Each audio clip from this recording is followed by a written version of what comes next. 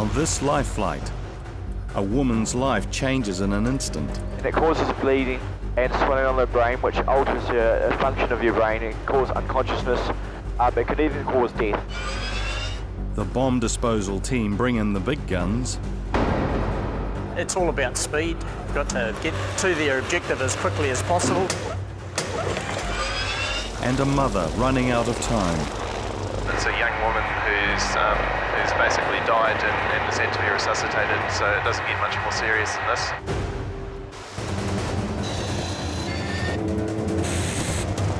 When emergencies strike, time, distance, and the men and women of life flight can be the difference between life and death. This is Life Flight.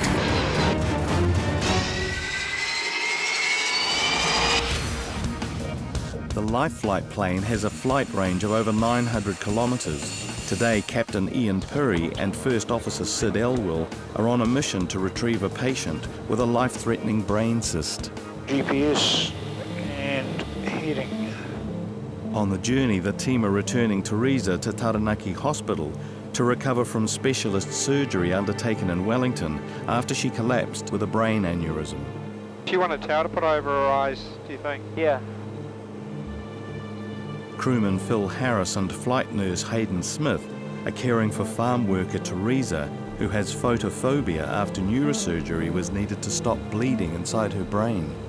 What happens in an aneurysm is the circulation, the blood supply to her brain, part of it swells and it causes bleeding and swelling on the brain, which alters the function of your brain and causes unconsciousness. It could even cause death. Specialists inserted a metal coil into the artery, strengthening the vessel walls, but Teresa is still struggling with the side effects. There is always a chance that further aneurysms could occur. It may be a genetic factor. It may be related to blood pressure or a variety of other instances.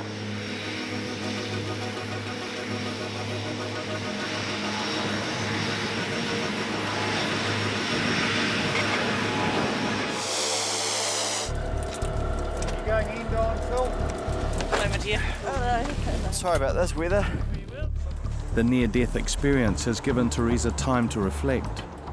Yeah, I've been given another chance, I guess, so I'll be taking it, grabbing it with both hands.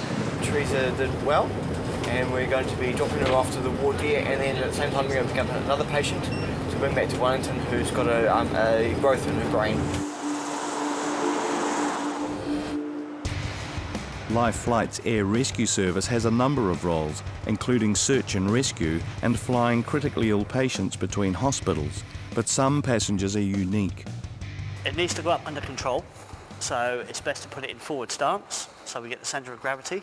The New Zealand Army work with Westpac rescue choppers around New Zealand to deliver their bomb disposal robots to potential explosive threats. So here we go.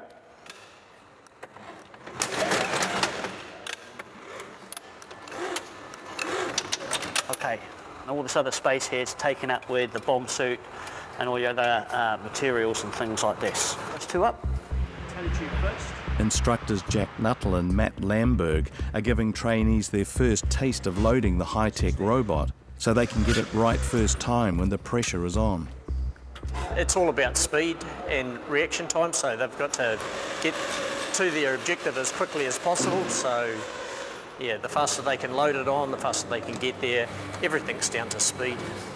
Go in there and put your hand on it because it's about to hit it. So you're just stopping that bounce. It's all down to response times and returning any situation back to normality so the general public can physically carry on with their everyday lives. In New Plymouth, the Life Flight fixed wing is being prepared for the return journey to Wellington while the team pick up their next charge. 2 bumps. Mind your arm. Keen croquet player Val has a large cyst that is pressing into her brain and needs immediate treatment in Wellington. She will be joined on the flight by husband Charlie and daughter Sharon. I just think of what it'd be like without her. She's my soulmate, and I mean that. And she said that to me after the... Hello. Hello.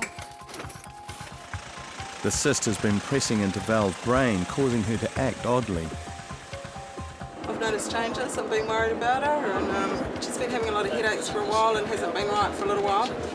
Val went to an optometrist and was told her vision loss might be linked to a possible stroke, but an MRI scan revealed a large cyst was causing her difficulties. It's bigger than a golf ball, about the size of a lemon or something. It's lemon, so just to give an indication, it's pushing on one part of the brain that's affecting her memory and walking and things, so yeah. Well, initially you think life and death actually is the first initial reaction, and what she's going to go through, and yeah, it's just a bit worrying because you don't know what to expect, and we still don't know a lot until we get down to Wellington, I think. Number 2, control, zero control. Positive red, gear up.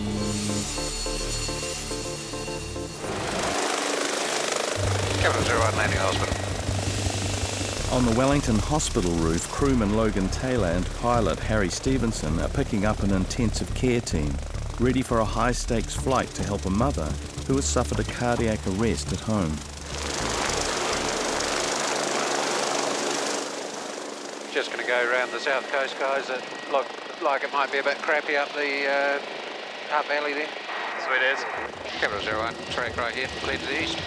Flight Dr. James Moore and flight nurse Lois Roberts have received a briefing from Masterton doctors. And they're not quite sure why she's cardiac arrested. They think it's possibly because she's had a clot in her lung. They've told me her heart is a little bit unstable, so we need to go there and have a look and prepare for everything in case it goes to custard. Karina's husband Michael performed CPR, but every moment was agony for him. Yeah, doing compressions was really hard because we lost our daughter the year before, and I performed CPR on her, but unfortunately was unsuccessful in keeping her alive. I felt like I was going through the loss of my daughter all over again. I was looking at the pictures on the mantelpiece and then looking at my wife lying on the ground and wondering if I was going to lose my wife and my daughter in 2 years. Comes from Air1 Wellington. Going in Air1 Wellington. Roger, you just got your page, just advising we're about a minute out from the Masterton. Copy that, thank you. 34-year-old Karina gave birth to her 5th child last month, but now her life hangs in the balance. So this is a incredibly serious situation. It's a young woman who's basically died and is had to be resuscitated, so it doesn't get much more serious than this. At the Masterton Hospital helipad, husband Michael must stay behind to look after the children as Karina is rushed to Wellington.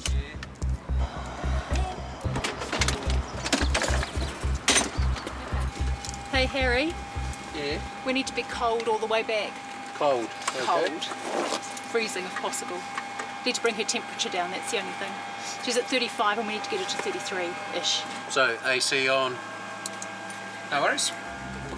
Oxygen deprivation during the cardiac arrest may have caused Karina's brain to swell, and a cooler temperature is their best chance of preventing more damage. Masterton traffic, Capital 01, lifting off Masterton Hospital, will be climbing out to about 1,000 feet, tracking southbound via overhead field. Yeah, I think just with the transducer being so short, it's not giving us good invasive pressures. Yeah, it just looks like it's too far down to below the phlebostatic axis. So we're keeping her asleep deliberately, so that's the propofol that's in the syringe there. We've taken over her breathing, we've taken her ability to move, so we control everything because her body needs to rest because of whatever's caused her cardiac arrest.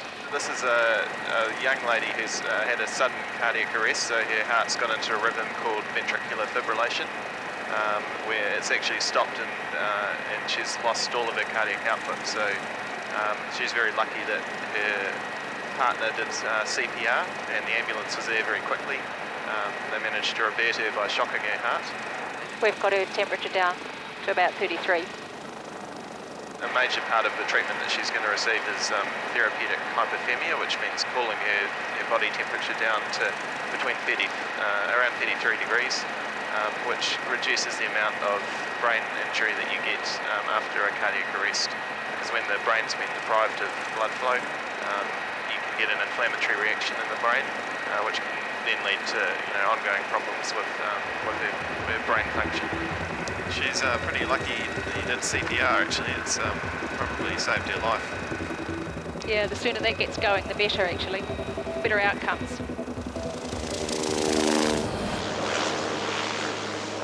That's 01 establishing on the 152 track and through 4,400 climbing 12,000, estimating pad move at time 12. Meanwhile, the air ambulance is returning to Wellington with Val, who is hoping neurospecialists will be able to operate on a large cyst that is causing pressure on her brain.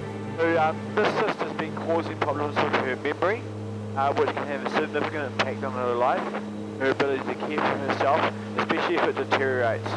So often patients don't always pick up the initial signs and symptoms of these conditions, and it's more likely than not the family members that actually, people who are close to her, pick up these things first.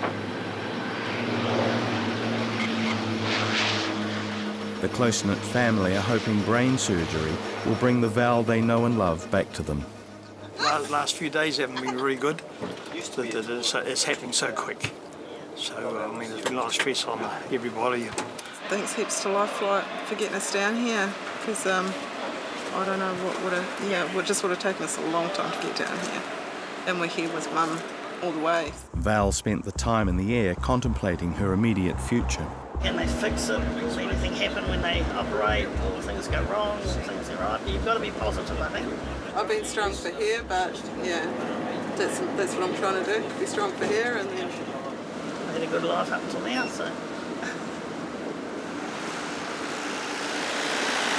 If we're all positive, we're right. We're priority, aren't we? Yeah. That's affirmative priority. Thanks, Captain.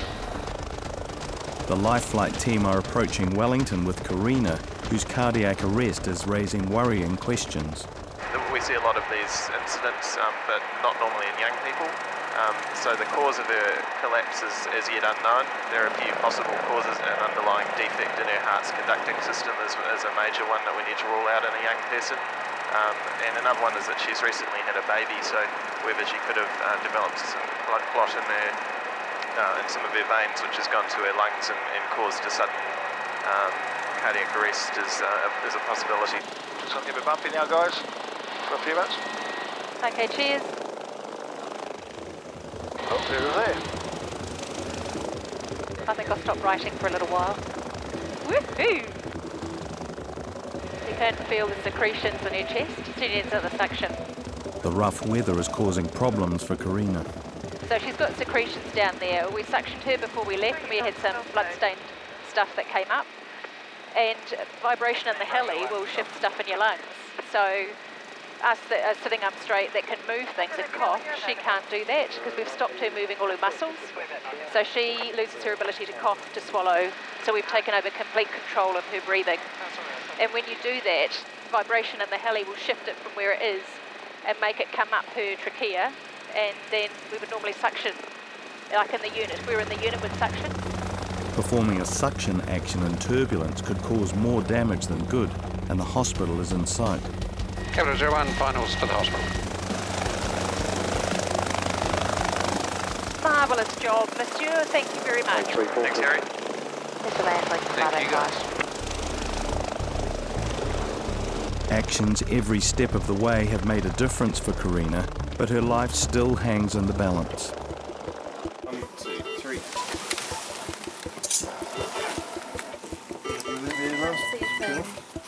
Yep. Chest rising and falling? Yep. She's serious at the moment. She's critically ill at the moment. But I don't know how she's going to do. But they always surprise us. Fingers crossed. Golf 1018, we're on the Western, 3 on board and heading to Marston, requesting the hospital initially. The Life Flight team are responding to an urgent call to help a small child whose health has been rapidly declining over the last 2 hours. Capital 01, short finals, hospital. Here we go.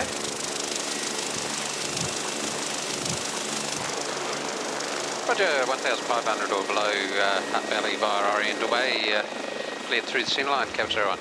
Pilot Harry Stevenson, crewman Colin Larson, flight nurse Hayden Smith and flight doctor Morne Pina are on their way to help the 15-month-old boy. Well, being acute severe asthma, it's really unpredictable, and these kids can deteriorate within the period of minutes. So the sooner we get him to a really safe, controlled environment, which is the intensive care, then he'll be safe, and that's where he will receive the best level of care and the care that he needs. Ooh, I can see a faint outline of the puffer saddle there. Hopefully it's not cloud packed up to the other side of it. The weather is closing in and Harry has a trick to keep under the clouds. Yeah, it's a good little rat run through here. You get through in quite a lot of weather. Just follow the valley out. Make sure you don't take any wrong turns, otherwise you end up in the mountains and come out onto the lovely Wairarapa Plains, which we've just done. It's a lot clearer out here. Guys all set for landing in the back?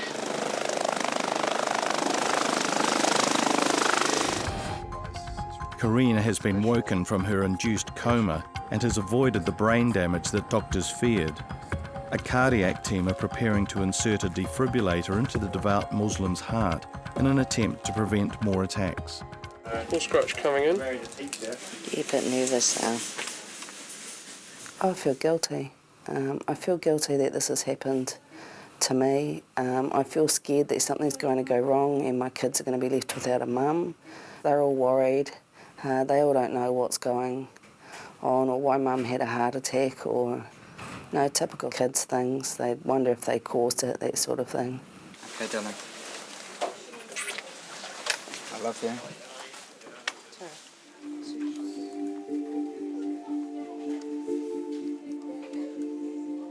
Electrophysiology consultant Alejandro Jimenez will be overseeing the operation to install the life-saving device. It's all under the skin, yeah. It's all.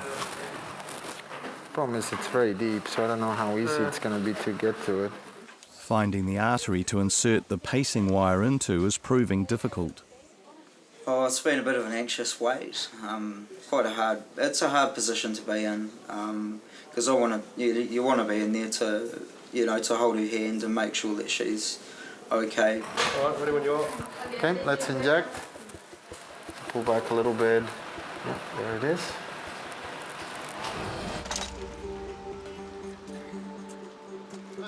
Toddler Jason and mum Tony have had a terrifying morning after the 15-month-old boy's asthma became severe and life-threatening.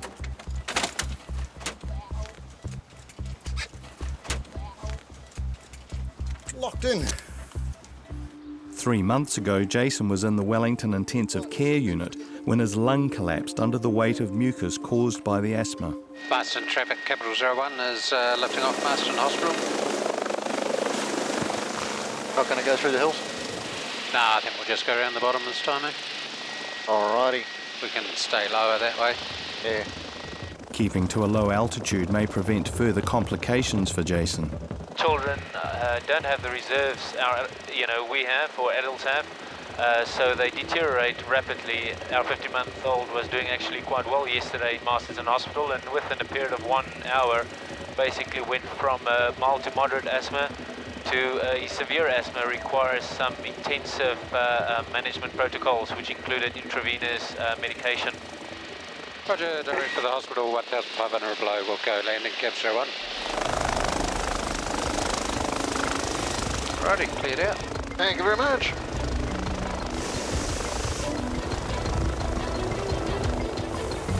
Jason will need intensive one-on-one care if his condition is to improve. Oh, it's great to see her back. I just hope she's not pushing me around too much. It'd be nice to be near. After initial assessment, surgeons inserted a shunt and drained the cyst in Val's brain, and she is showing immediate improvement.